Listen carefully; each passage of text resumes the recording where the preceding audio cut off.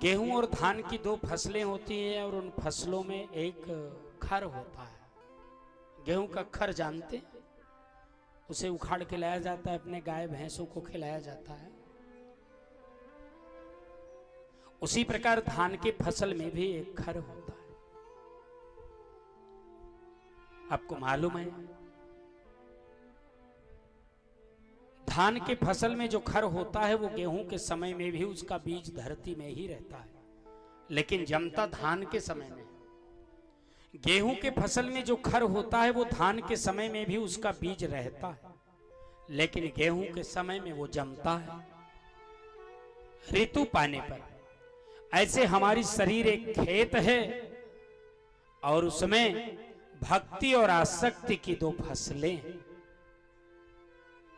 जब भक्ति का वातावरण प्राप्त होगा, गुरु की शरणागति होगी, तो महाराज भक्ति का पौधा बड़ा होगा, और जब संसार की शरणागति होगी तो आसक्ति का पौधा बड़ा होगा। यह ध्यान रखना।